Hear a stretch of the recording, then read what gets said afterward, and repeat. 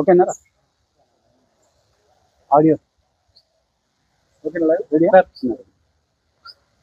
ఈరోజు కామారెడ్డి జిల్లాలో ఎల్లారెడ్డి నియోజకవర్గంలోని తాడ్వాయి మండలంలో రైతులు యూరియా యాప్ వల్ల ఇబ్బందులు పడుతున్నామని, యూరియా సరిగ్గా దొరకట్లేదనే బాధతో ఒక నిరసన కార్యక్రమం చేపట్టి దానికి మరి మీరు రావాలి అని చెప్పి మమ్మల్ని పిలవడం జరిగింది.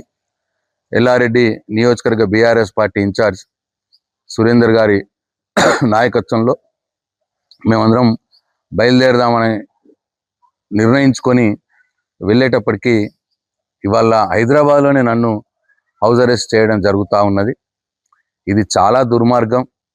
ముఖ్యమంత్రి రేవంత్ రెడ్డి గారు మరి ఇటువంటి నియంతృత్వ పాలనతోటి ఆయనకు వచ్చేదేమీ ఉండదు.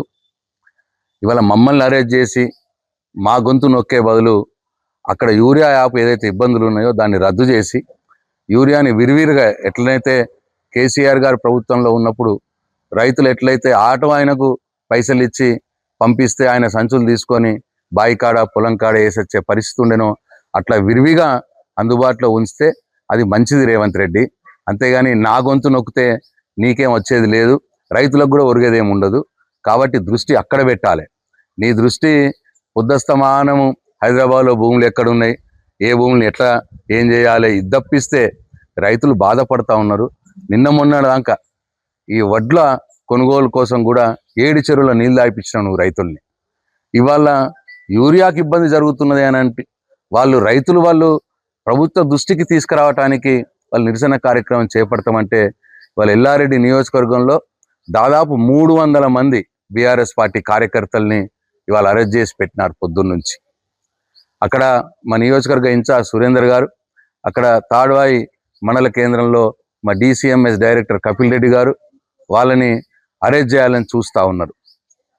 అయినా సరే రైతులు రోడ్ల మీదకి వస్తే రైతులను కూడా తీసుకొని వాళ్ళ అరెస్ట్ చేస్తూ ఉన్నారు. కామారెడ్డి పట్టణంలో కూడా బీఆర్ఎస్ పార్టీ నాయకుల్ని అరెస్ట్ చేయడం జరుగుతూ ఉన్నది. అట్లా జిల్లాలో ఎక్కడికక్కడ బాన్స్వాడలో కూడా ఇవాళ బీఆర్ఎస్ పార్టీ కార్యకర్తలని అదుపులోకి తీసుకోవడం జరుగుతూ ఉన్నది. అంటే రైతుల కోసం పోరాటం చేస్తే మా గొంతు నొక్కడం ఇది ఎంత మట్టుకు భావ్యము. మరి ఇవాళ తెలంగాణ సమాజంలో ఉన్నటువంటి ఆ రోజు ఎవరైతే ప్రజా సంఘాలు ఉన్నాయో రేవంత్ రెడ్డికి మరి మద్దతు ఇచ్చినాయో, ప్రజా పాలన చేస్తామో అన్న రేవంత్ రెడ్డి ఇవాళ నియంతృత్వ పాలన చేస్తూ ఉన్నాడు. అరెస్టులతోటి మరి ఇవాళ మా గొంతు నొక్కి ఇవాళ ప్రజా సమస్యల్ని బయట ప్రపంచానికి తెలియకుండా చేయాలనే ప్రయత్నం చేస్తూ ఉన్నాడు. మరి తెలంగాణ సభ్య సమాజం కావచ్చు, ప్రజా సంఘాలు కావచ్చు ఆలోచించాలి. మరి రేవంత్ రెడ్డిది ఇవాళ ప్రజాపాలన నియంత పాలన.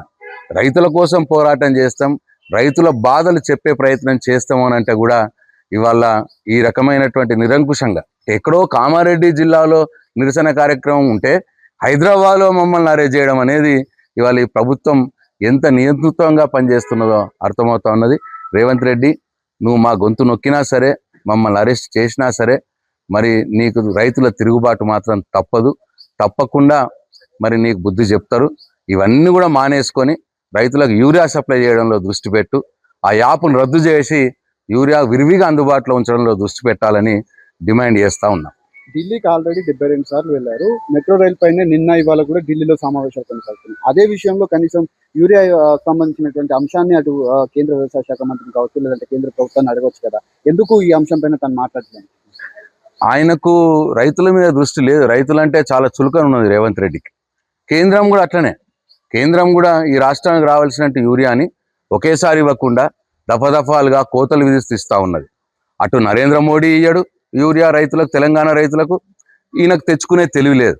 కేసీఆర్ గారు అధికారంలో ఉన్నప్పుడు అన్ సీజన్లోనే దేశంలో ఎక్కడ యూరియా దొరికితే ఆ యూరియాని తెచ్చుకొని ఇక్కడ గోడౌన్లలో పెట్టుకున్నాడు. కాబట్టి అప్పుడు రైతులకు విరివిగా యూరియా దొరికింది. ఆ తెలివి ముఖ్యమంత్రి రేవంత్ రెడ్డికి లేదు. పోనీ మరి మేము ప్రతిపక్షాలం ఇట్లా రైతులకు బాధ ఉందయ్యా, దీన్ని ఇట్లా సరి చేసుకోవయా అని మరి మేము చెప్తే కూడా ఆయనకు వినే ఓపిక లేదు. పైపెచ్చు మా మీదని అరెస్టులు చేసి మమ్మల్ని తొక్కాలని ప్రయత్నం చేస్తూ ఉన్నాడు. కాబట్టి అటు నరేంద్ర మోడీ కావచ్చు, ఇటు రేవంత్ రెడ్డి కావచ్చు, ఈ 2 కేంద్ర రాష్ట్ర ప్రభుత్వాలు ఇవాళ యూరియా విషయంలో కావచ్చు, వడ్ల కొనుగోలు విషయంలో కావచ్చు, తెలంగాణ రైతాంగాన్ని నట్టేట ముంచుతున్నారు అని చెప్పి ఈ సందర్భంగా నేను చెప్తా ఉన్నాను. Thank you.